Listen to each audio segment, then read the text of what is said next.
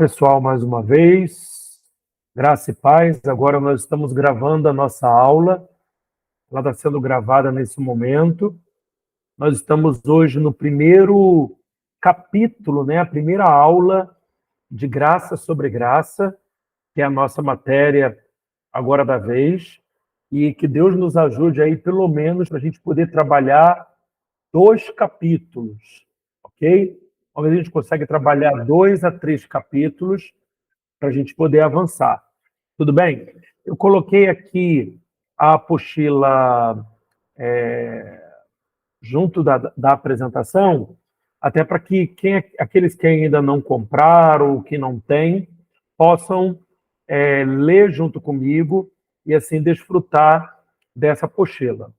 Graça sobre graça, gente, é uma das matérias hoje mais importantes na nossa congregação, na ECBL, pelo motivo de que essa matéria ela vai elucidar tudo aquilo que Jesus fez por nós, tudo aquilo que Jesus precisou fazer, assumindo o nosso lugar, nos dando uma nova natureza, nos dando uma nova condição e também uma nova posição, ok?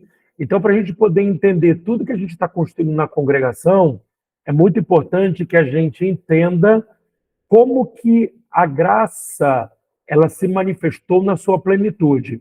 Porque algo que é muito importante dizer é que, mesmo no tempo da lei, a graça ela já existia.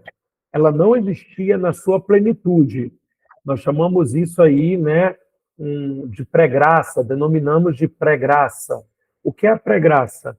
Você percebe em vários momentos que pessoas que tinham um relacionamento com Deus, apesar de elas estarem na lei, elas desfrutam da graça de Deus, ok? Algumas até mesmo anteriores à lei, como é no caso de Abraão, como é o caso de Noé, pessoas que não tinham lei, mas essas pessoas, elas desfrutam de flashes da graça. Quando chega na lei, nós temos um exemplo também muito claro de Moisés, quando, quando ele desobedece a Deus com a questão da mulher cuxita, e Deus ali manifesta a graça, não dando a ele o que ele merecia. Isso não quer dizer, gente, que Deus não tratou da situação, mas algo muito interessante, que o relacionamento com Deus faz toda uma diferença na vida daqueles que estão nesse relacionamento, né? Então Moisés ele é tratado de uma outra maneira, né? Porque a lei dizia uma coisa e Deus faz outra diferente, como acontece também na vida de Davi. Quando Davi está fugindo de Saul, a lei dizia que quem comesse dos pães da proposição deveriam morrer, e Davi não morre, Davi come. O que a gente percebe aí? Percebe uma pré-graça se manifestando na vida de várias pessoas que estavam na lei, mas por causa do relacionamento com Deus, essas pessoas desfrutavam de uma graça. E isso nos chama a atenção, estava pensando nisso enquanto tu falava sobre, quando você tem relacionamento com Deus, esse relacionamento vai te conduzir. Quando você não tem relacionamento com Deus, você precisa de regras para saber como deve se comportar diante de Deus. Já parou para pensar nisso? Porque hoje, por exemplo, hoje nós não estamos mais debaixo da lei. A lei, ela manifesta o caráter de Deus, manifesta a pessoa de Deus, mas hoje a lei ela não nos governa mais, porque hoje nós estamos debaixo de uma outra lei. Paulo fala isso em Epístola aos Romanos, que é a lei do Espírito e da vida. E quem é que nos governa? Quem é que nos conduz na graça? Que é a lei do Espírito e da vida. O Espírito Santo. ok? E por que o Espírito Santo ele vai nos conduzir? Por causa do relacionamento. Então, tem uma frase muito legal que eu ouvi há um tempo que diz assim: aonde existe pouco relacionamento, muitas regras são exigidas. Aonde existe muito relacionamento, poucas regras são exigidas. Por quê? Porque o próprio Espírito conduz essa pessoa, o próprio Espírito é, é, é, diz o que essa pessoa deve fazer ou não. Tudo bem?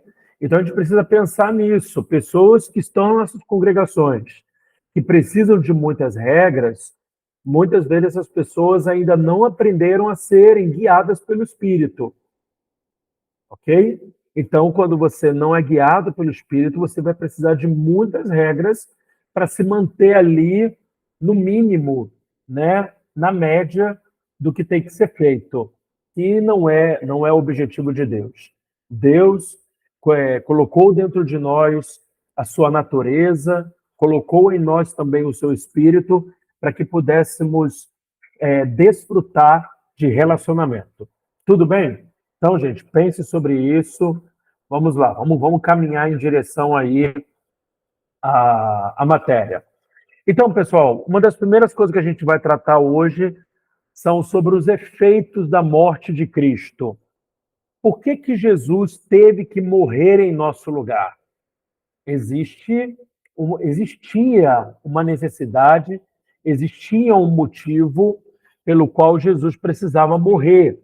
E Jesus ele morre em nosso lugar exatamente pela nossa incapacidade de obedecer a Deus completamente, de maneira integral, ok? Desde que o pecado entrou por intermédio do primeiro Adão no Éden, o homem recebeu a natureza pecaminosa e essa natureza o incapacitou de quê?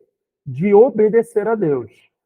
Então, muitas vezes nós não conseguimos avançar porque não estamos dependendo do Espírito, porque em Cristo Deus já nos deu a capacidade de obedecê-lo, ok? Então a gente precisa depender do Espírito Santo. Você está com alguma dificuldade, você está com alguma necessidade, você precisa recorrer ao Espírito e dizer: Espírito, eu não estou dando conta disso aqui sozinho, como que eu tenho que proceder? O que o Senhor me orienta a fazer? Eu quero ser guiado por Ti, amém? Todo tipo de esforço, gente, para que a gente possa resolver a situação sozinha, né, sozinhos, é carne, tá bom? Então a gente precisa tomar cuidado para não continuar vivendo na carne quando Deus já nos libertou do poder da carne e hoje nós podemos ser guiados pelo Espírito, ok? Então qualquer dificuldade que você tenha, que você tenta resolver pelo seu braço, pelo seu esforço, pelos seus méritos, o que é, pessoal? Vamos lá, pessoal, o que é? Carne purinha. É carne, muito bem, é carne, isso aí, é carne pura. Por quê, gente? Carne não está associada apenas a situações pecaminosas. Carne também está associado a você tentar resolver algo no seu esforço. Eu consigo. Não foi isso que Adão fez? Lembra quando Adão e Eva pecaram? O que Adão e Eva fizeram? Eles tentaram produzir uma justificação fazendo roupas para si. Então, eles estavam cobrindo a sua nudez. Eles estavam fazendo roupas para si. O que era isso, gente? Era uma tentativa de autojustificação. E como é chamado isso? De carne.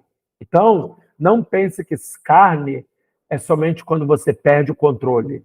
É quando você está tentando fazer algo bom a partir do seu esforço ou dos seus méritos. Tudo bem? Então, Jesus, ele vem para morrer em nosso lugar, assumindo a nossa responsabilidade, assumindo toda a responsabilidade do pecado, ok? Então é muito importante que nós entendamos que quando Jesus morre, ele morre para o perdão dos nossos pecados. Vamos ler aqui? Olha só. Pode parecer que estamos indo longe demais para falarmos de Cristo e sua morte. Mas a verdade é que não tem como reconhecermos o efeito da morte dele se não percebermos o que a humanidade perdeu e o que a morte nada mais é do que o pagamento de uma dívida que Adão contraiu lá no Éden. Ok? É importante a gente também frisar, a partir dessa questão da dívida que Adão contraiu no Éden, que Jesus não morreu. Amém, gente? Diga comigo, Jesus não morreu. E aí, por que eu estou afirmando que Jesus não morreu? Jesus na cruz, ele entrega voluntariamente o seu espírito. Ele não morre porque Jesus não tinha pecado. Ele entrega ao Pai. E o Pai, que tem o poder da vida, faz com que Jesus passe pela experiência. Mas a morte não tinha nenhum poder sobre Jesus. Por quê? Porque Jesus não tinha pecado. É como eu e você hoje. Hoje, a morte não tem poder sobre nós. Por quê? Porque Cristo nos comprou, nós somos uma unidade com Ele, e hoje eu e você fazemos parte do corpo de Cristo, e se a morte não pôde vencer a Cristo, a morte também não nos vence. Ok? Quando nós experimentamos desse processo de passagem, nós estamos vivendo esse processo pela vontade de Deus e não como consequência dos nossos pecados. Por quê? Porque nós já somos perdoados. Tudo bem até aqui, pessoal? Sim ou não? Alguém tem alguma pergunta para fazer? Se você quiser perguntar, só você desbloquear o microfone e falar. Alguém tem alguma pergunta? É importante, pessoal. Tá bom? Eu sei que a gente está tratando com coisas bem espirituais, porque muitas vezes a condição humana não nos permite, né, entender, mas o Espírito nos ensina todas as coisas. Então, se está com alguma dificuldade, fala comigo. Ok? Vamos lá, meu povo. Vamos lá. Então diz aqui, ó, no Éden, toda a criação era o quê, gente? Bendita. Havia o quê? Perfeição, e o relacionamento com Deus era íntimo. Vemos claramente relato nos primeiros capítulos do livro de Gênesis. Até que Adão peca, comete um erro, e o que era perfeito se torna o quê? Corrompido. O que era bendito se torna maldito. O relacionamento de Deus, que era santo, ficou impossível. Dá-se início, então, o que chamamos de plano de salvação, um plano do próprio Deus para trazer vida e se relacionar novamente com a humanidade, restaurando a sua posição inicial. Ok? A gente vai falar um pouquinho aqui sobre um assunto chamado presciência de Deus. O que é presciência, gente? Presciência é pré-conhecimento, ok? Deus conhece todas as coisas antes delas acontecerem. Tudo bem? Então, Deus já sabia da possibilidade que havia do homem pecar. Tudo bem? Então, nós vemos aqui em vários momentos na Bíblia, a Bíblia falando sobre essa questão da presciência. Atos, capítulo 2, verso 23, olha o que diz aqui, ó. Este homem lhes foi entregue por propósito determinado e pré-conhecimento de Deus. E vocês, com a ajuda de homens perversos, o mataram, pregando-o na cruz. Atos 2, 23. 1 de Pedro 1, 20, o qual, na verdade, em outro tempo foi conhecido, ainda antes da fundação do mundo, mais manifesto nesses últimos tempos por amor a vós. Então você percebe que esse plano já havia sido estabelecido antes do mundo ser estabelecido. Ok? E aí você pode estar se perguntando, mas então quer dizer que Deus nos permitiu ser tentados intencionalmente? Não. Deus sabia da possibilidade e Deus preparou um plano para a reconciliação, para a remissão dos nossos pecados. Ok? Vamos lá, Apocalipse 13:8. E adoraram todos que habitam sobre a terra, esses cujos nomes não estão escritos no livro da vida do Cordeiro, que foi morto desde a fundação do mundo. Desculpe, desde a fundação do mundo. Então você vê que tudo que Deus fez já havia sido estabelecido, porque Deus conhece possibilidades. Amém? Como também nos elegeu nele, antes da fundação do mundo, para que fôssemos santos e irrepreensíveis diante dele em amor, Efésios 1:4. Amém? Então, essa é uma das características de Deus que são pertinentes apenas a ele, a onisciência. Deus conhece todas as coisas, ok? O que o Senhor é onisciente, isso significa que na criação do homem e com a decisão de nos fazer seres de livre-arbítrio, ele já sabia não só da possibilidade, mas também da certeza pela onisciência, que escolheríamos pecar, e assim, como um acordo entre o Pai e o Filho, a morte de Cristo foi estabelecida naquele momento. Então, gente, quais foram os efeitos da morte? Hebreus 2, 14 e 15.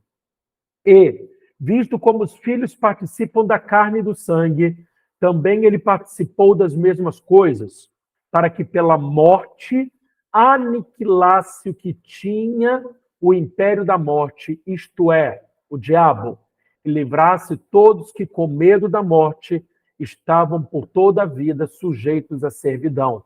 Então, por causa do pecado, nós estamos sujeitos ao diabo e à morte, ok?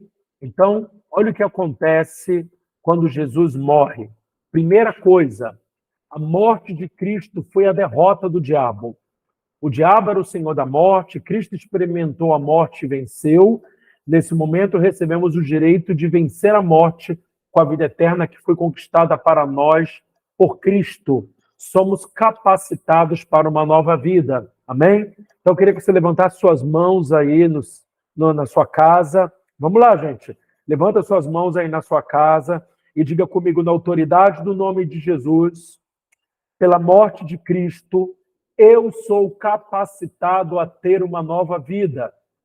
Eu sou capacitado, por causa de Cristo, a viver em plenitude.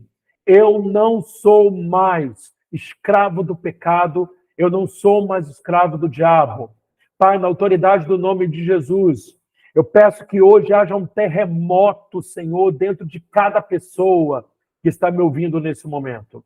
Que cada pessoa seja tocada pela tua graça, seja tocada pelo teu amor, e as pessoas entendam, elas já são livres. E a grande estratégia do diabo é continuar mentindo para nós, para que, de alguma maneira, estejamos ainda com uma mentalidade, uma consciência, que não é a consciência de justiça, mas uma consciência de pecado, aprisionados a nada, porque o Senhor já nos livrou, o Senhor já nos libertou. Então, na autoridade do nome de Jesus, nós declaramos a falência de todo o trabalho do diabo agora, em nome de Jesus. Não existe prisões para quem está em Cristo. Nós declaramos, nós temos toda a capacidade de sair de toda e qualquer prisão. Cristo já abriu a porta, somos livres. Hoje, Espírito Santo, transforma a nossa mente, transforma, Senhor, a nossa maneira de pensar. Nós queremos abrir mão de uma consciência de pecado, que é uma mentalidade, que é uma consciência, uma revelação a partir de quem fomos. Não. Hoje nós queremos uma revelação, uma consciência, um conhecimento a respeito de quem somos. porque em Cristo nós fomos transformados em novas criaturas. Ajuda-nos nisso, em nome de Jesus. Amém, pessoal? Quem está aí, diga amém. Amém. Amém. Amém, isso aí, amém, amém. Está todo mundo entendendo, pessoal? Presta atenção nisso. A grande estratégia do diabo hoje, para nos fazer viver uma vida limitada e uma vida aprisionada, é mentir dizendo que ainda devemos viver dessa maneira. Então, Jesus falou, o pai da mentira é o diabo. Então, o que ele faz conosco, que somos filhos de Deus? Ele trabalha em todo tempo para que nós tenhamos uma mentalidade que nós chamamos de consciência de pecado. O que é consciência de pecado? É a revelação, é o conhecimento da vida que você tinha antes de Cristo. E à medida que eu me relaciono com Deus, à medida que eu vou lendo as Escrituras, à medida que o Espírito Santo vai falando comigo, Deus vai substituindo uma consciência de pecado por uma consciência de justiça, uma consciência de justo. E quanto mais eu entendo o que Cristo fez por mim, mais eu me desvencilho daquilo que o diabo quer que eu continue acreditando. Tudo bem? Então, a primeira coisa que Jesus fez com sua morte, ele derrotou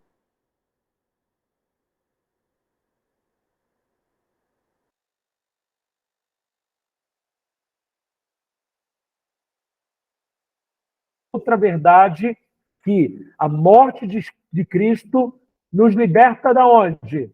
Nos libertou da escravidão. Ok? Por quê, gente? Porque quando Adão pecou, nós ficamos como devedores. O pecado trouxe uma dívida que precisava ser o quê? Paga. O preço dessa dívida foi o sangue de Cristo. Na morte dele houve pagamento da dívida. Tetelestai, tetelestai. Nos tirando da posição de escravos, você não é mais escravo. Você é livre e nos colocando na posição. Aleluia. Meu Deus, aleluia! Nos colocando na posição de livres. Além do pagamento da dívida, Cristo nos fez amigos de Deus, reconciliados com o Pai. Em Cristo não somos mais escravos, e sim povo de Deus. Amém? Nós não podíamos nos libertar. Por quê? Porque nós éramos incapazes de obedecer a Deus e de oferecer total responsabilidade pelos nossos pecados. Amém? Nossa libertação foi alcançada por Cristo.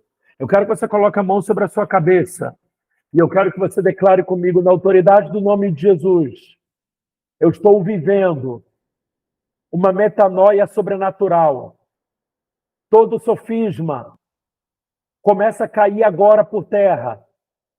Todo sofisma seja agora removido da minha vida. Eu quero o conhecimento de Deus. Eu quero a revelação de quem eu sou. Eu sou livre, não para viver a minha própria vida, mas como servo da orelha furada. Eu sirvo a Deus e ao seu Cristo por amor, servindo pessoas. Quando eu sirvo pessoas, eu estou servindo ao próprio Deus. Por quê? Porque as pessoas são uma extensão de quem Cristo é. Quando eu sirvo pessoas, quando eu abençoo pessoas, eu estou abençoando o próprio Cristo, eu estou fazendo por ele. Amém? A morte de Cristo implica a redenção do homem.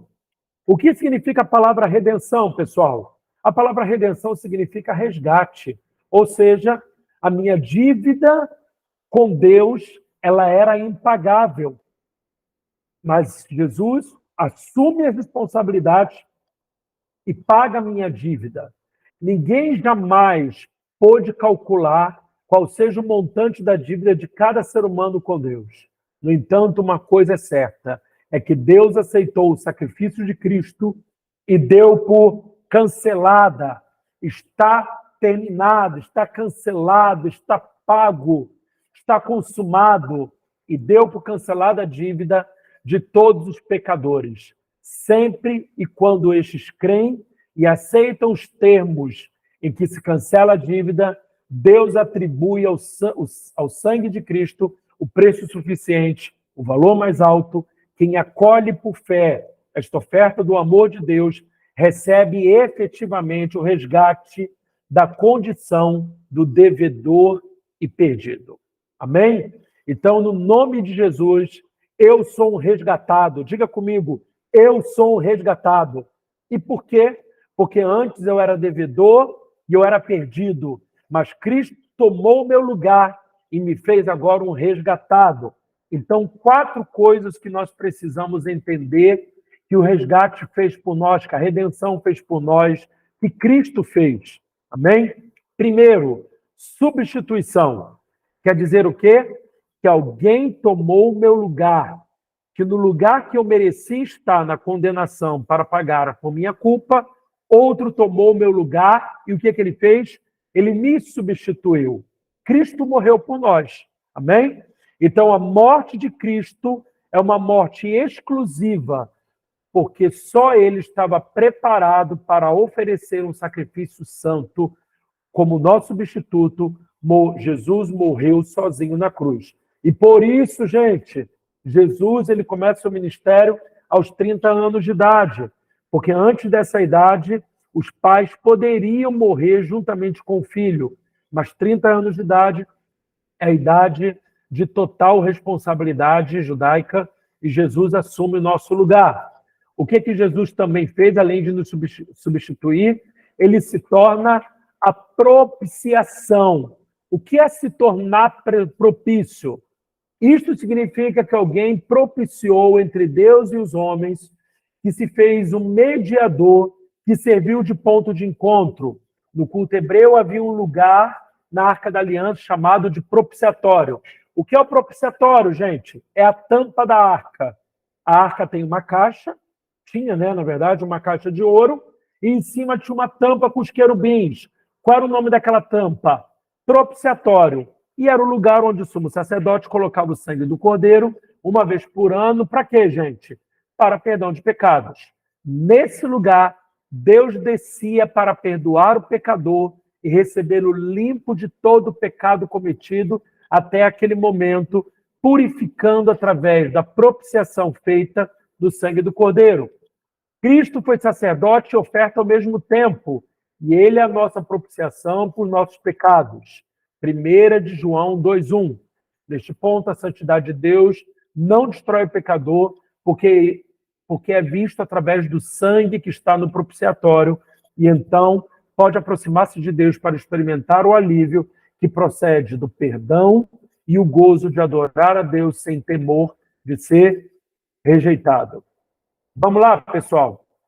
Vamos falar aqui algumas coisas que são importantes para a gente poder entender isso.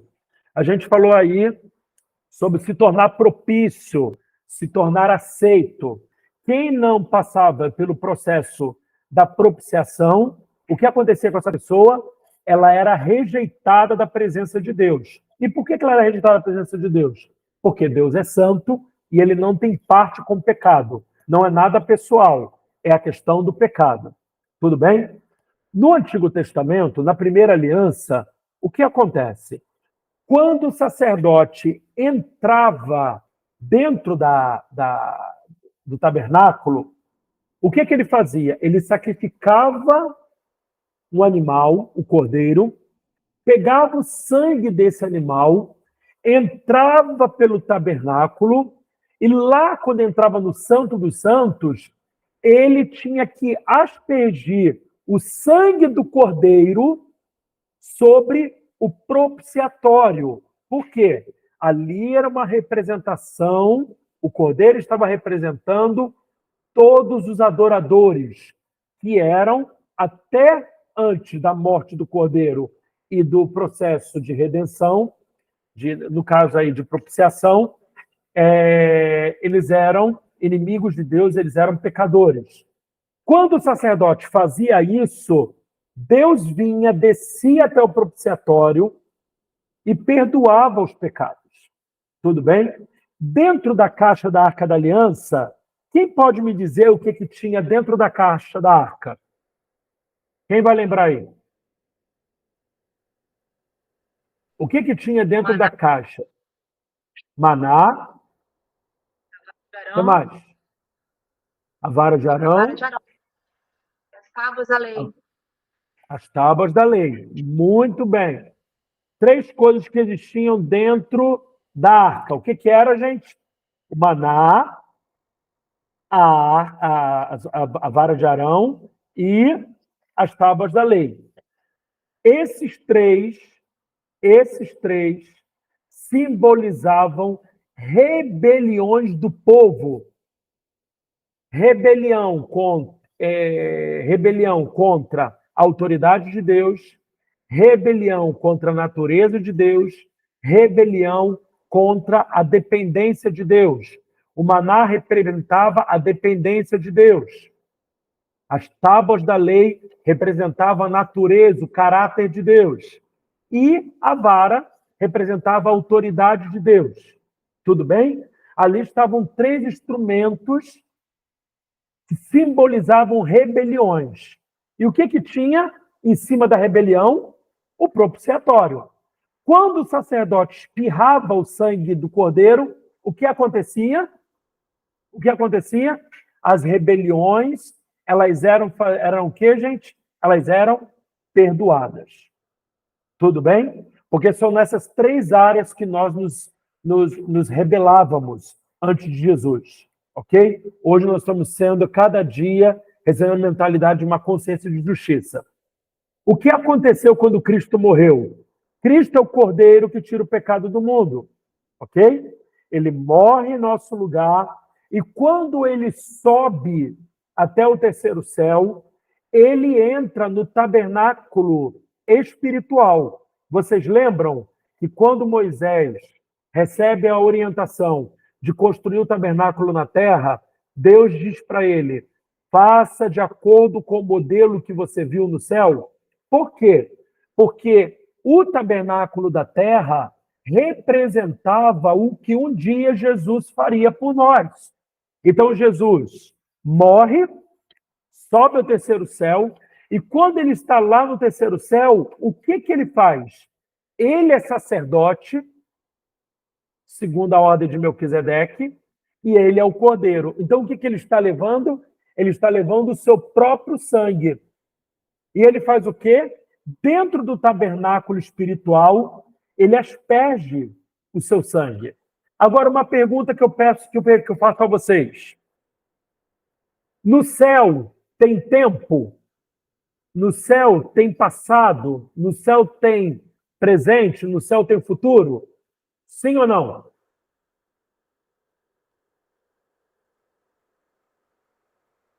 E aí? Hein? Olha o carói de Deus, hein? Tem não? Não tem. A única coisa que no céu tem é o quê? Presente. Presente. No céu não existe passado, no céu não existe futuro. Então, nesse momento, no céu, é como se Jesus estivesse aspergindo o seu sangue sobre o propiciatório. Então, todas as vezes que nós somos convencidos pelo Espírito a respeito de alguma coisa que está desalinhado na nossa vida e nós clamamos pelo sangue de Jesus, tomamos posse do perdão, o que acontece, gente? Nós somos perdoados instantaneamente, nós somos justificados, melhor dizendo. Justificados porque perdoados nós já fomos. Nós somos justificados. Por quê? Porque é como se Jesus estivesse entregando o seu próprio sangue no tabernáculo espiritual. Tudo bem?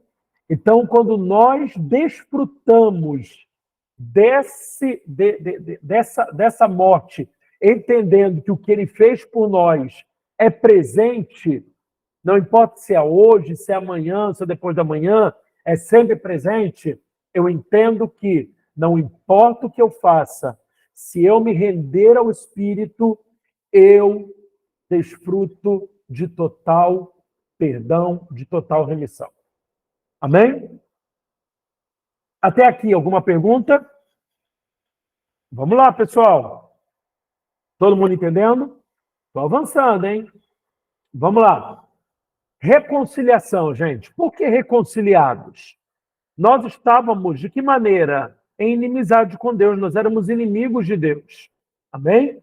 A sua santidade nos rejeitava ao ponto de nos separar imensamente da sua presença.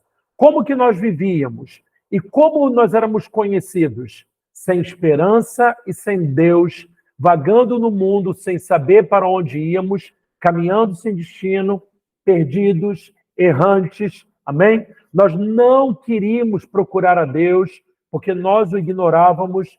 Então, Deus, movido pelo seu amor, estando nós mortos em pecados, o que ele fez? Enviou Cristo para também, nesse processo de redenção, de resgate, nos reconciliar. E Cristo fez paz entre Deus e nós. Amém? Porque o que nos separava, gente? O que nos separava era o pecado. Mas Cristo, com seu sacrifício na cruz, cravou o escrito de dívida que havia contra nós e conseguiu estabelecer uma ponte de Deus, entre Deus e os homens, para que estavam longe de Deus pudessem regressar para a reconciliação com Ele. Amém? Então, hoje, nós podemos cumprir a vontade de Deus e ser a imagem de Jesus, porque nós somos reconciliados. Ok? E resgatados. Deus tinha nos destituído da sua glória por causa do nosso pecado, pois tínhamos ofendido gravemente. A justiça de Deus demandava que se pagasse por essa ofensa, demandava o castigo do pecador. Como este não podia pagar, a Deus só restava nos condenar. Mas Deus, em seu amor, veio na pessoa de Cristo e pagou o preço do nosso resgate. Quanto somava essa dívida? Gente, ninguém sabe, só Deus, que atribuiu o sangue de Cristo um valor que só Ele conhece, dentro dos parâmetros da justiça divina. Fomos resgatados da garra do inimigo, da morte e do Hades, de uma eterna condenação, de uma separação eterna. Fomos resgatados da nossa vã maneira de viver, resgatados do mundo ermo e de uma vida sem propósito, das potestades das trevas, para o reino da luz do amado Filho de Deus. Muita coisa, hein, pessoal? Sim ou não? Olha quanta coisa Deus nos livrou das mãos do diabo, das garras da morte, de vivermos no inferno, de vivermos lá eternamente, de estarmos separados de Deus. Amém? Fomos também livres da nossa maneira vã de viver. Fomos resgatados do mundo sem o favor de Deus, de uma vida sem propósito. Nós fomos resgatados por amor. Amém? Então, a morte de Cristo nos trouxe para onde, gente? Para uma nova aliança, ok? A primeira aliança, qual era? Era a lei. Foi um pacto estabelecido por Deus com o povo de Israel através de Moisés, além de regras, estão nas leis, promessas e privilégios. Haviam leis morais e cerimoniais. Tudo era repleto de símbolos, rituais e cerimônias específicas. Tudo isso que havia na lei, gente, estava apontando para Cristo, porque Cristo é a plenitude de todas as coisas. A lei moral pôs à prova a natureza corrompida da humanidade. Nós não éramos capazes de cumpri-la. E isso nos mostra que, de fato, precisávamos de quê? De um Salvador. Então, por que Deus dá a lei, gente? Com o objetivo de fazer com que o homem percebesse que ele precisasse de um Salvador e clamasse por ajuda. Mas o orgulho fez com que o homem achasse que conseguia dar conta de tudo quando nunca deu. Amém? A partir da morte de Cristo, entramos num processo para a entrada da nova aliança, que é a graça, já que pela lei... Opa!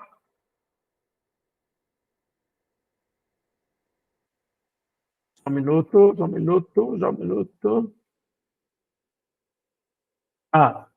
Já que pela lei, gente, o que acontecia? Nós tínhamos condenação. A lei moral, pois, a natureza corrompida da humanidade, não éramos capazes de cumpri-la. E isso nos mostra que, de fato, precisamos de um Salvador. A partir da morte de Cristo, entramos em uma nova aliança, já que pela lei se torna impossível a humanidade se justificar.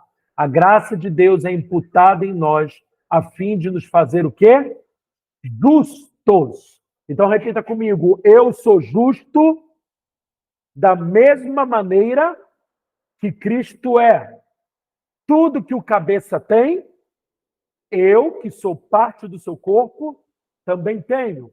Pai, na autoridade do nome de Jesus, nós oramos agora para que cada pessoa que está assistindo essa aula ou que vier assistir, receba, Senhor, uma unção poderosa de transformação de consciência, de mentalidade. Em nome de Jesus, somos justos na medida de Cristo. Nós declaramos a falência de toda acusação, de toda mentira, em nome de Jesus. Amém? Então, olha o que diz aí, gente. A partir da morte de Cristo, entramos numa nova aliança, já que pela lei se torna impossível a humanidade se justificar. A graça de Deus é imputada em nós, a fim de nos fazer justos. Nos tornamos adequados para nos achegar a Deus novamente. Temos acesso ao Pai. Repare que o véu do templo que fazia a separação da presença de Deus com o homem foi rasgado no momento da morte e não da ressurreição. Agora nós temos o quê? Livre acesso. A lei que condena, exige, escraviza e mata foi substituída pela graça que justifica, liberta, traz vida e salvação. Perceba uma coisa a respeito do véu que se rasgou. O véu foi rasgado de baixo para cima ou de cima para baixo? Repetindo, o véu foi rasgado de baixo para cima ou de cima para baixo? De cima para baixo. Por quê? Porque foi o próprio Deus que providenciou a nossa justificação, a nossa libertação. Amém, gente? E por que a lei ela não é suficiente para nos fazer justos? Porque a lei exige que você obedeça ela toda. Se você desobedecer uma só regra, você é culpado de desobediência. Então, não existe 99% de obediência na lei. Ou você obedece 100%, como Jesus fez, ou você não obedece. Ok? E você se torna culpado. Pessoal, até aqui, alguma pergunta? Vamos lá. Até aqui, alguma pergunta? Até aqui, alguém gostaria de falar alguma coisa? Já entendemos a respeito da morte de Cristo? Já compreendemos? Posso passar adiante, pessoal? Sim ou não? Posso? Sim. Então, vamos lá. Amém, pessoal. Responde aí. Vamos lá. Então, nós vamos agora passar para o capítulo 2, que fala sobre a ressurreição, os efeitos da ressurreição de Cristo. Ok? Os efeitos, gente, eles são sentidos por nós até o dia de hoje. Por quê? Porque a vida de Jesus marcou a história entre antes de Cristo e depois de Cristo. Ok? Claro que hoje, nessa sociedade relativista que a gente está vivendo, gente, essa nomenclatura tem mudado, tá? Hoje não é chamado mais antes de Cristo, é chamado antes da Era Comum e depois da Era Comum, ok? Eles querem tirar Cristo disso para que não sejam religiosos e sim sejam esqueci agora a palavra, sejam laicos, né? Mas não adianta, Jesus marcou a história, não adianta, ok? Então vamos lá. Sua morte Sua vida, morte e ressurreição provocam um impacto jamais visto antes. Jesus, através da sua ressurreição, proporcionou para a humanidade uma série de benefícios, dos quais nós podemos desfrutar hoje. Ok? Vamos lá. Primeiro, com a ressurreição de Jesus, só a partir da ressurreição, o que é inaugurado, gente? É inaugurado a nova aliança. Amém? Então vamos lá. Olha o que diz aqui Lucas 22:20. Da mesma forma, depois da ceia, tomou o cálice dizendo: este é o cálice da nova aliança, falando do sangue dele. Ali era apenas um símbolo, ok? Que é derramado em favor de vocês, para que houvesse perdão de pecados. Hebreus 8, 6 e 7. Agora, porém, o ministério que Jesus recebeu é superior ao deles. Assim também, a aliança da qual ele é mediador é superior à antiga. Então, gente, estar na nova aliança, estar debaixo da lei do Espírito da vida, é estar em um lugar superior. Um crente pode viver debaixo da lei? Pode. Ele pode viver a partir da sua obediência? Pode. Mas ele sempre se verá numa posição de culpa, numa posição de uma pessoa inadequada, complexo de inferioridade. Por quê? Porque é isso que o pecado faz conosco. Nos coloca sempre numa posição rebaixada, que foi isso que Satanás fez. Ok? Só que a gente já vive na nova aliança, então desfrute dela. Ok? Pois se aquela primeira aliança fosse perfeita, não seria necessário procurar lugar para outra. Ok? Por isso, nós não precisamos mais nos comportar como se ainda estivéssemos debaixo da antiga aliança, que é a lei de Moisés. Pois o desejo de Deus era, através da lei, revelar a nova aliança. Então, gente, toda a lei, todo o Antigo Testamento aponta para Cristo. E Cristo sempre aponta para a nova aliança. Gálatas 3, 24 e 25 mostra claramente a respeito disso. Olha o que diz assim, aqui. Assim, a lei foi o nosso tutor até quando, gente? Até Cristo, para que fôssemos justificados pela fé. Agora, porém, tendo chegado à fé, já não estamos mais sob o controle do tutor. Amém? Então, o que ele fez? Ele nos ressuscitou com ele. Estávamos mortos. Jesus também morre, ressuscita. O que ele faz? Ele também nos ressuscita, nos fazendo pela fé parte do seu corpo. A vida de Jesus está em você agora. Eu quero declarar, receba em nome de Jesus a vida de Jesus. Eu quero que você receba agora uma metanoia na sua mente. Para quê? Para que você entenda que a vida de Deus está disponível. Você não está mais morto em seus pecados. Ele te deu vida. Você foi ressuscitado. Estamos nele e ele em nós. Ou seja, a nossa natureza foi completamente mudada. Nós recebemos a plenitude de Cristo. Aleluia! É tão poderoso, irmãos, quando a gente consegue receber. Eu não sei se você está sentindo isso. Eu não sei como é que você está sentindo, mas Deus, nesse momento, está trazendo agora alívio para o seu coração. Por quê? Porque mentiras do diabo durante muito tempo na sua vida, dizendo que você era incapaz, dizendo que você era uma pessoa culpada, dizendo que você era uma pessoa que não conseguia viver a vida de Deus, você sendo derrubado. Por quê? Você não é capaz de viver a vida de Deus, mas Deus em você te capacita. Você sozinho não consegue. Colossenses 2, 9, 10 e 12. Pois em Cristo habita corporalmente toda a plenitude da divindade e, por estarem neles, repita comigo, eu estou nele, que é o cabeça de todo poder e autoridade. Vocês receberam, aleluia! Meu Deus, vocês receberam a plenitude. Isso aconteceu quando vocês foram sepultados com ele no batismo. E com ele foram, aleluia, ressuscitados mediante a fé no poder de Deus que o ressuscitou dentre os mortos. Gente, isso é muito maravilhoso. Aleluia. Quer perguntar alguma coisa? Bem, vamos lá? Olha o que diz aqui. De fato, nós nascemos de novo. E esse novo nascimento foi a partir de uma nova e incorruptível semente. Aonde que está escrito isso? 1 de Pedro 1:23.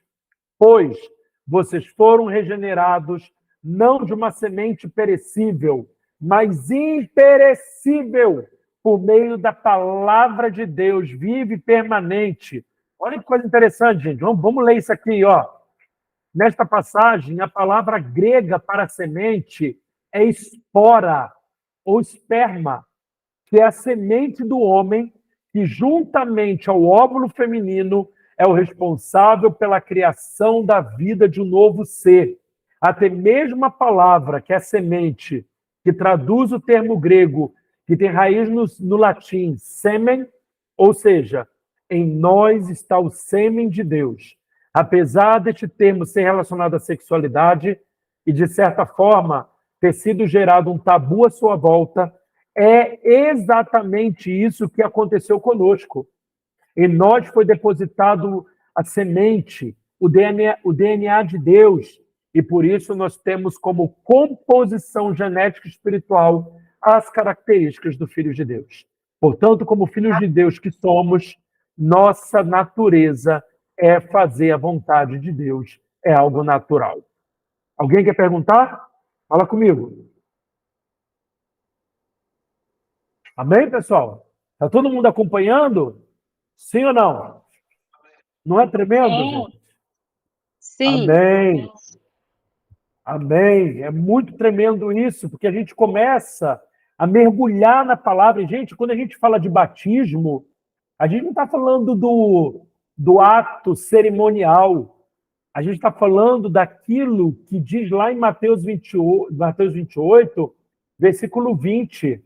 Ser batizado, ser imerso, mergulhar na realidade do Espírito. Aleluia. Vamos lá? Olha o que diz aqui, pessoal.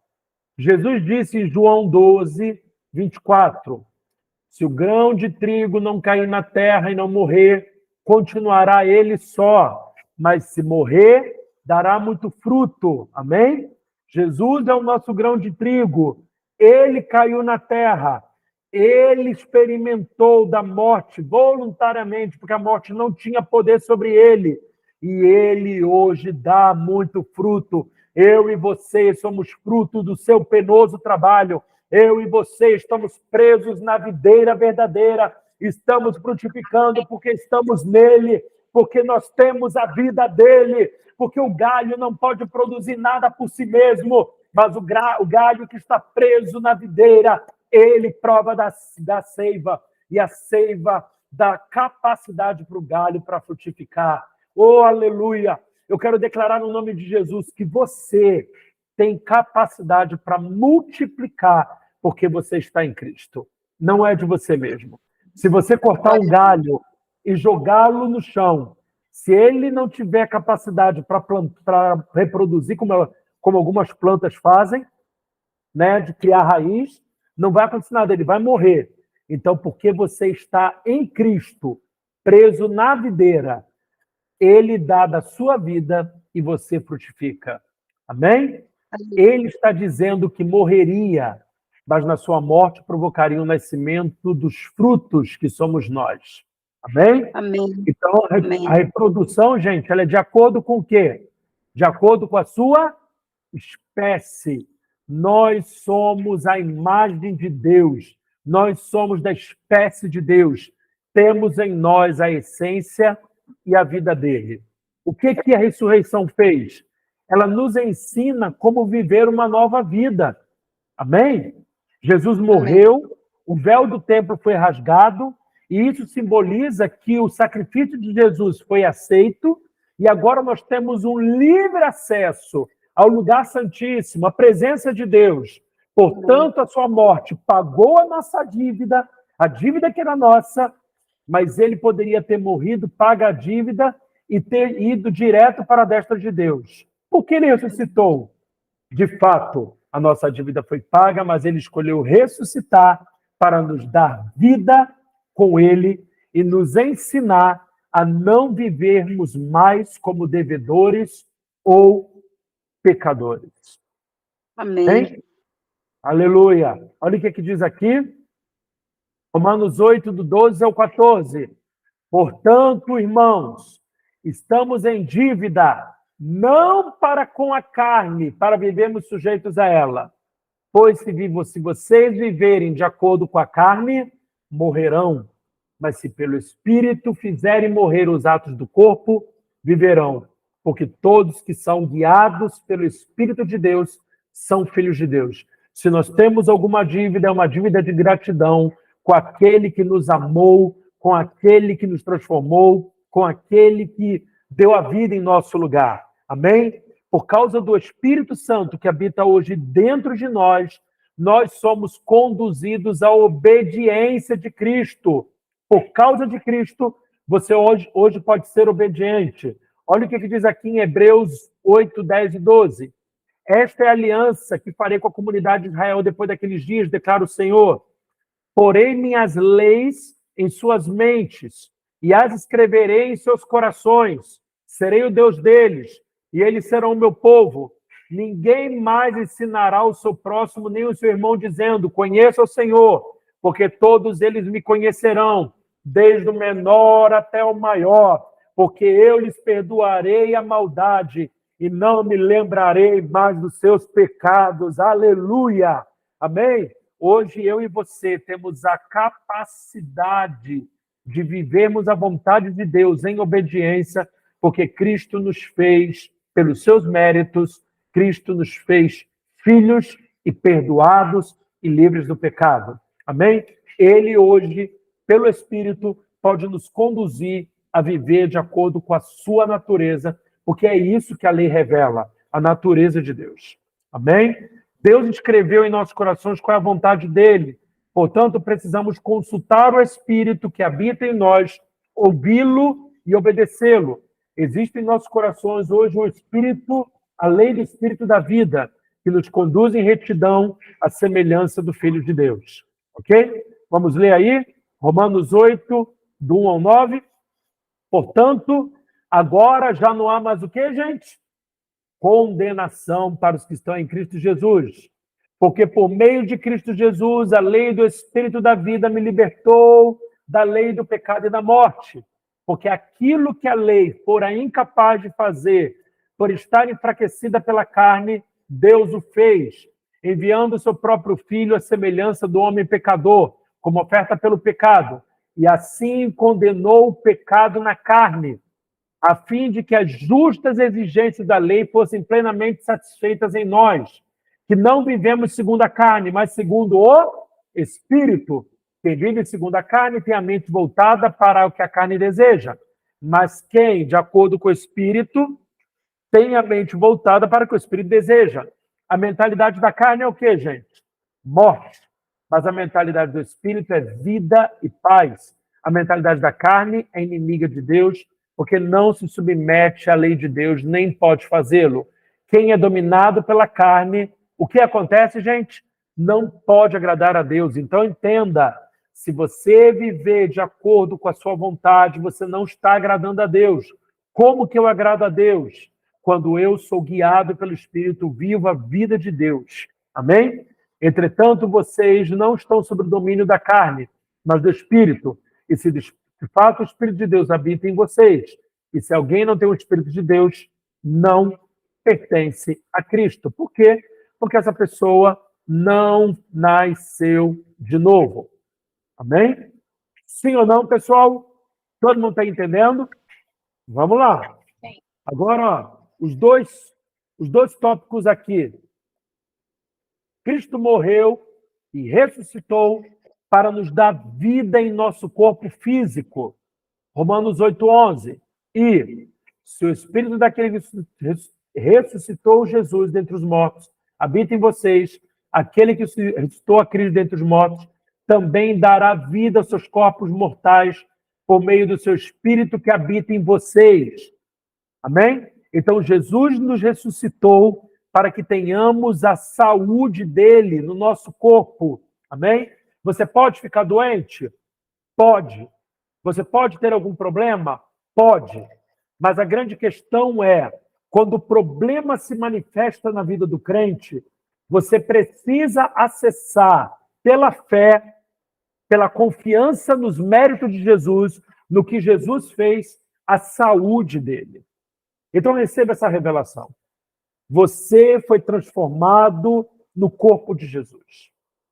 Então, quando eu e você estamos doentes, nós declaramos, na autoridade do nome de Jesus, se Cristo não tem essa doença, eu também não tenho. Eu declaro agora toda doença no meu corpo.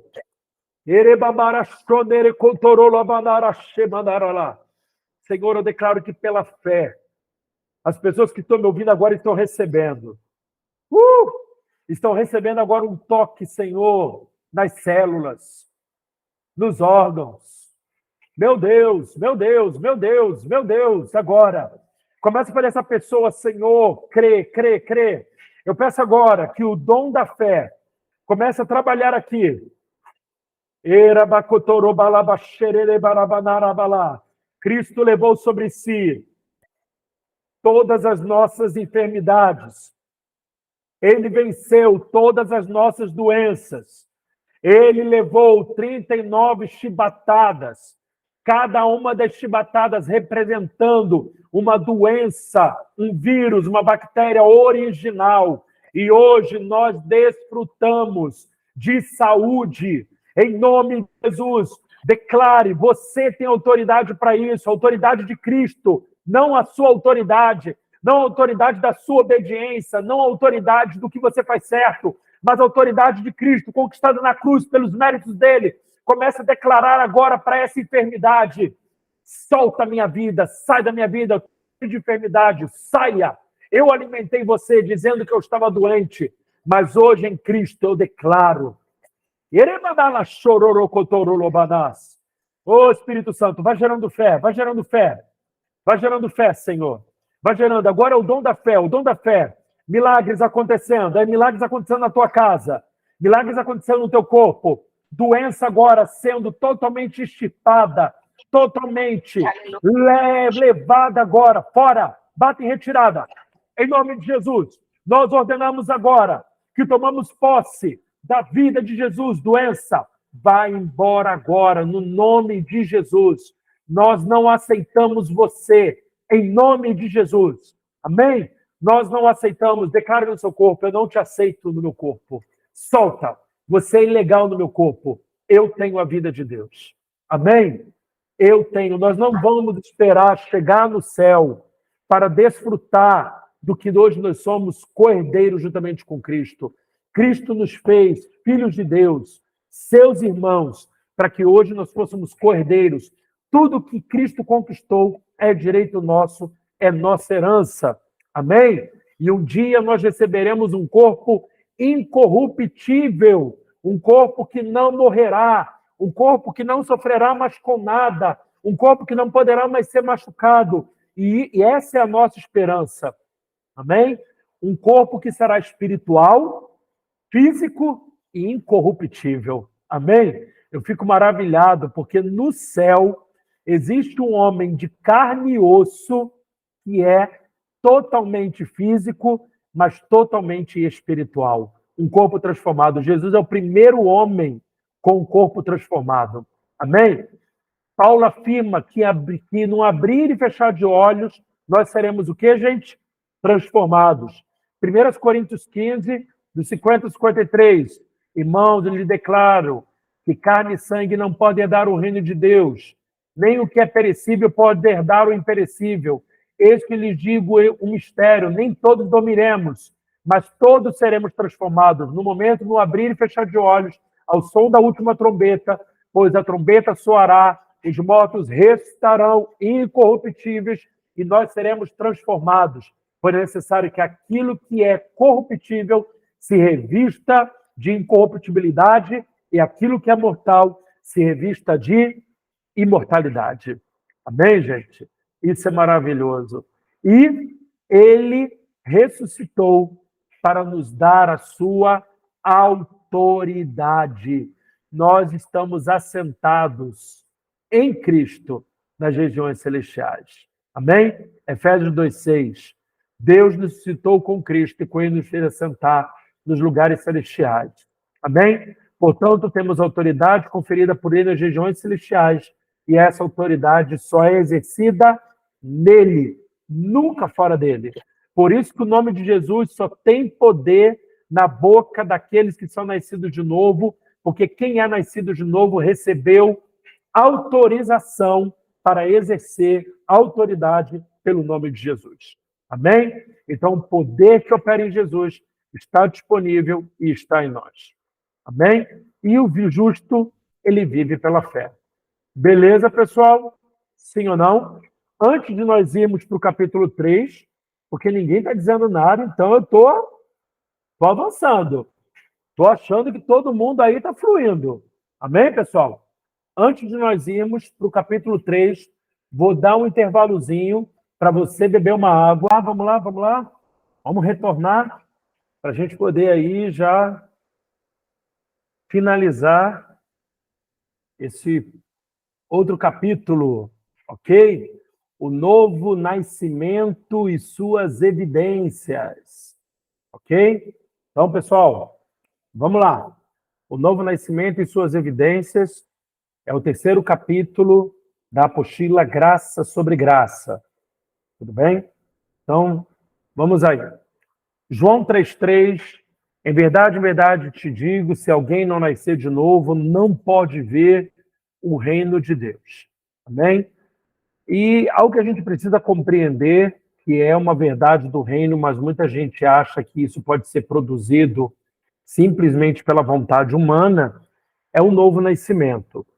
Muitas pessoas nas nossas igrejas não permanecem, não porque não houve, não porque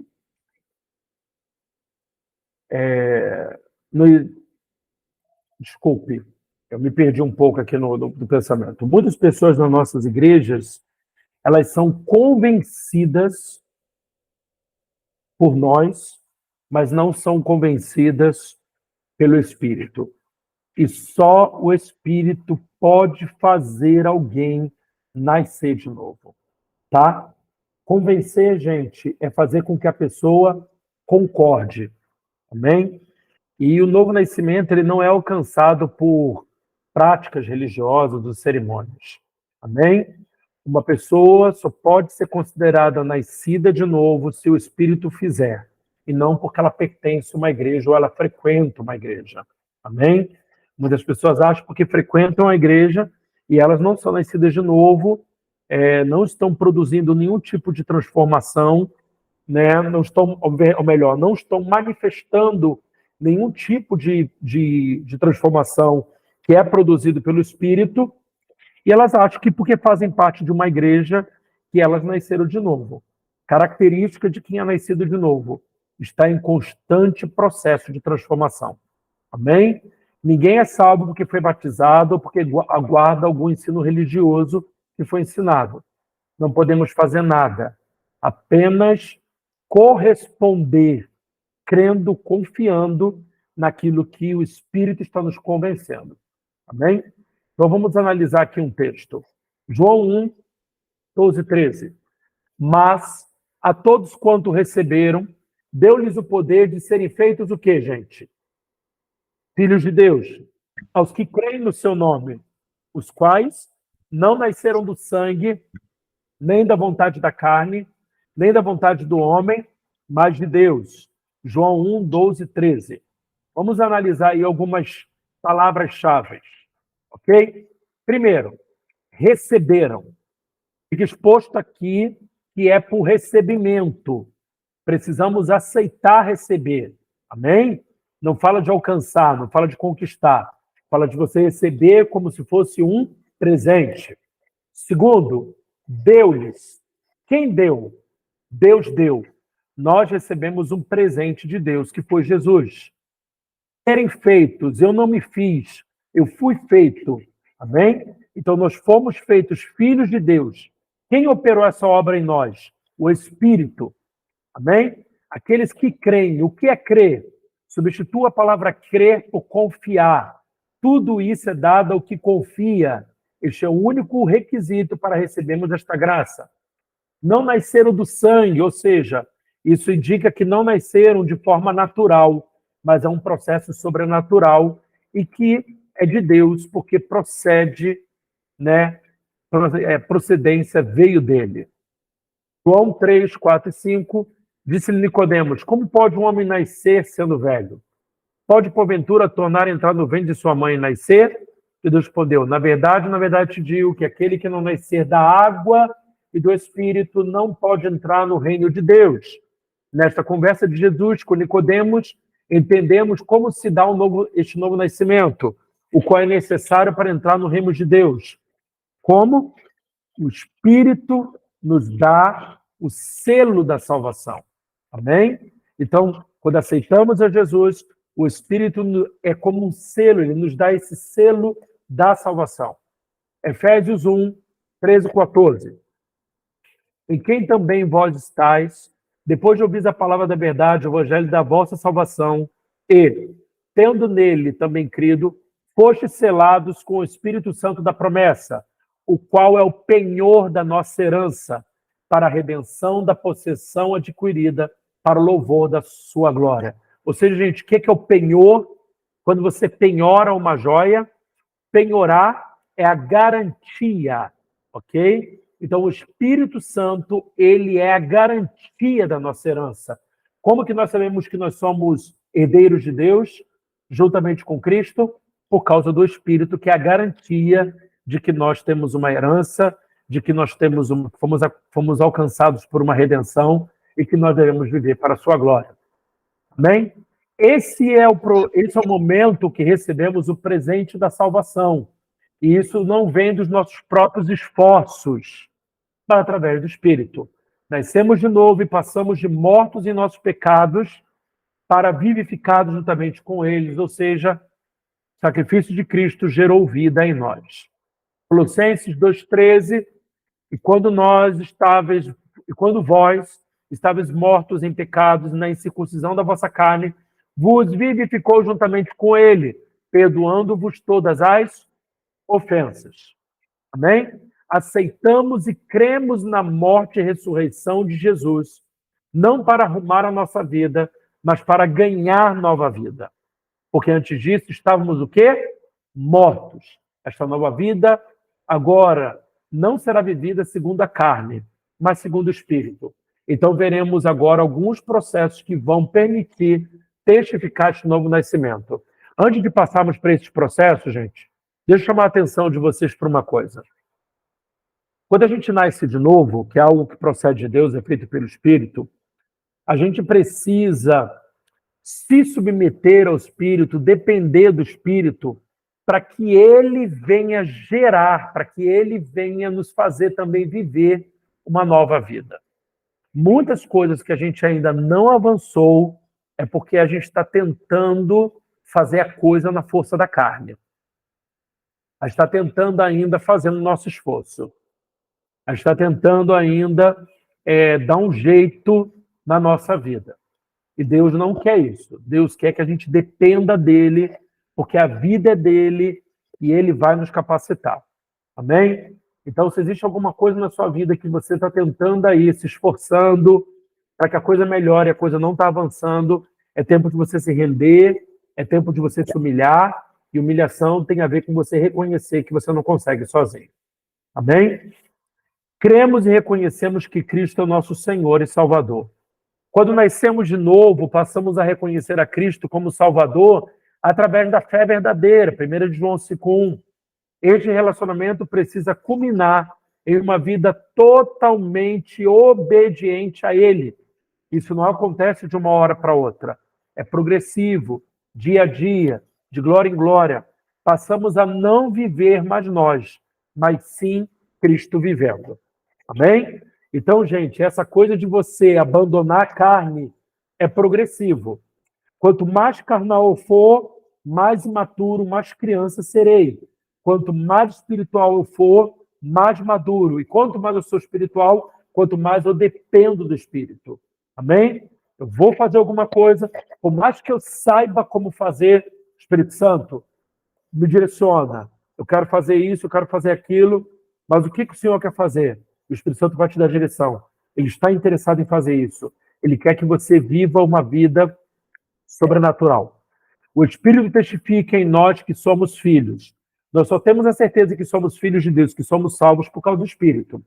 Romanos 8,16, pois o seu Espírito confirma nosso Espírito que somos filhos de Deus. Amém? O Espírito Santo confirma no nosso Espírito, que o homem também tem um Espírito.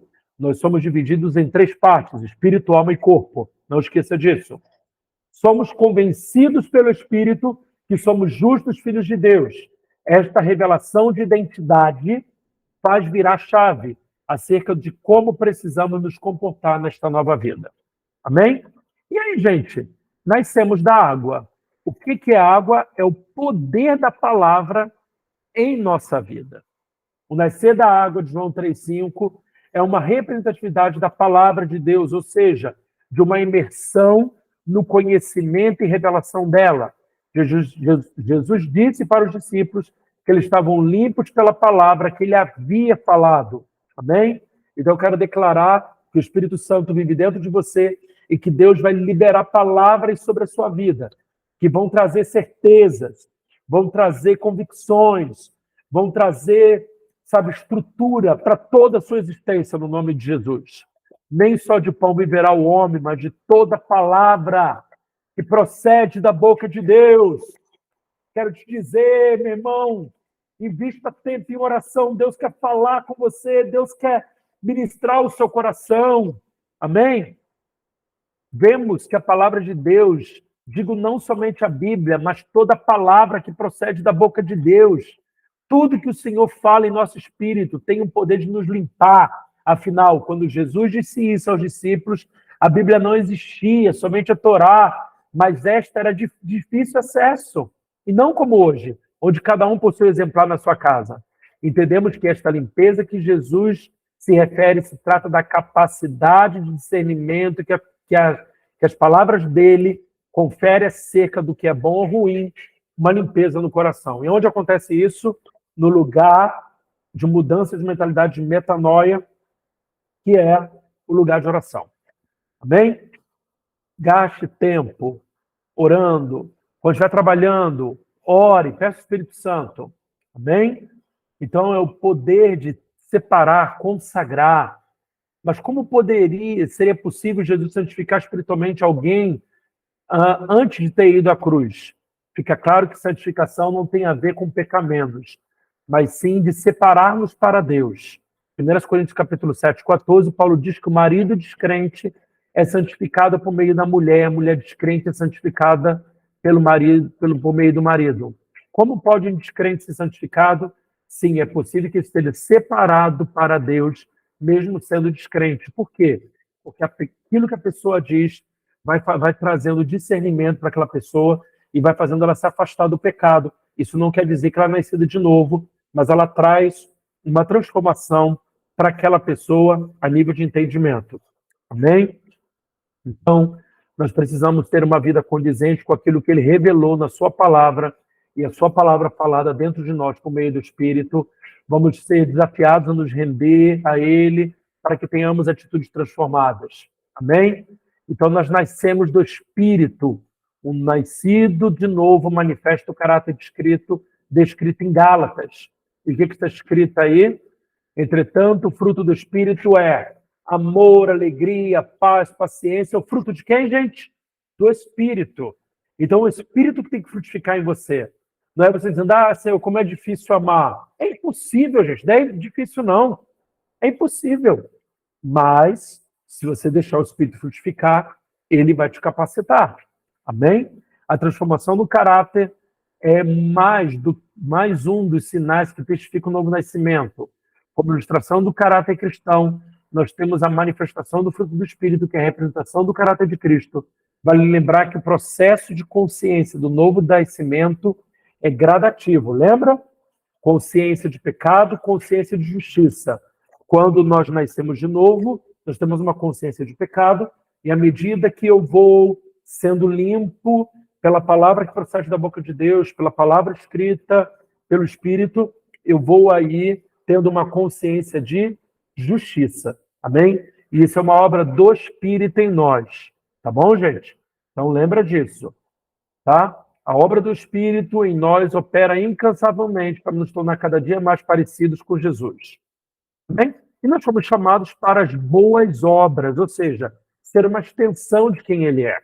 Jesus respondeu e disse-lhe: se alguém me ama, guardará minha palavra, e meu Pai o amará, e viveremos para Ele e faremos nele morada. Aqueles que têm a vida de Deus operando em si, vivem como Cristo viveria. Esta mudança não é somente interna, mas se manifesta em nossas ações. Amém? 1 de João 2,6. Quem afirma que permanece nele deve viver como ele viveu. Amém? Então, como é que eu vivo como ele viveu? Dependendo do Espírito. Efésios 2, do 8 ao 10. Pois vocês são salvos pela graça por meio da fé. Isto não vem de vocês, é dom de Deus, não por obras, para que ninguém se glorie. Porque somos criação de Deus, realizada em Cristo Jesus, para fazermos boas obras, as quais Deus preparou de antemão para que nós as praticássemos. Veja que a salvação é um dom que nós recebemos de Deus, de graça, não por nosso esforço, mas pelos méritos, pelo esforço de Jesus. Porém, esta realização de Cristo nos coloca em um lugar preparado por Ele para que realizemos boas obras, agora, não para sermos aceitos e termos a aprovação de Deus, mas porque fomos feitos à imagem dEle e Ele é bom. Amém? Então, por que eu pratico boas obras? Porque me reconheci nele, se ele é bom, eu também vou ter a prática das boas obras. Ok? E eu não faço para ser aceito, porque eu fui aceito, aí eu faço. Amém? Então, gente, conclusão, toda árvore, ela é reconhecida pelos seus frutos e nós precisamos manifestar toda a revelação que temos de Cristo Jesus. Amém, pessoal? Sim ou não? Todo mundo está aí? Sim. Amém? Pessoal, Amém. a gente acabou aqui uma parte importante. Eu posso até prosseguir para um próximo capítulo, porque a gente ainda tem tempo, né? Mas a minha pergunta para vocês é: tem alguma pergunta? É muito importante que vocês perguntem, gente, porque o que nós estamos falando vai na contramão de muita coisa que a gente aprendeu. E depender do Espírito é um desafio gigantesco, gente. Sabe? Porque todo dia a carne vai dizer para você, ó, você consegue, hein? Você pode, hein? Toma essa decisão sozinho. Faz isso, faz aquilo. E aí nós somos desafiados a dizer, Espírito Santo, eu estou com vontade de fazer isso, eu estou pensando isso, eu quero fazer isso. Espírito Santo, o que o Senhor me diz?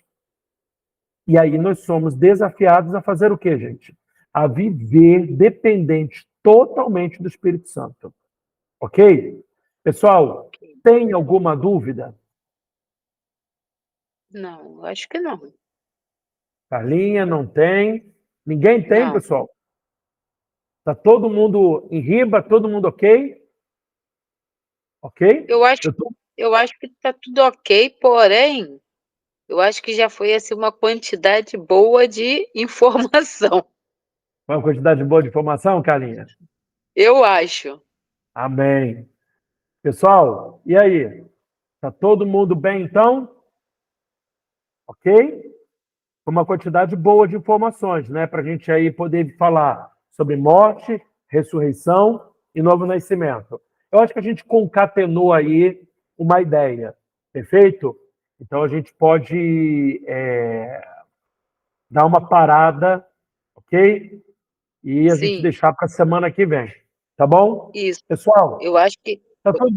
para ter Fala, tempo de Carlinhos. assimilar bem o que foi dito, para avançar aí agora para essa próxima etapa. Amém, amém. Bem, de bons conselhos, né? A gente precisa se dobrar a bons conselhos. Então, pessoal, eu vou orar por vocês, né? Amém. Eu peço que vocês coloquem um nomezinho aí, por favor, para vocês não deixar de colocar o nome, tá? E na próxima semana, não esqueçam aí de colocar, da gente se programar. Deixa eu finalizar aqui a gravação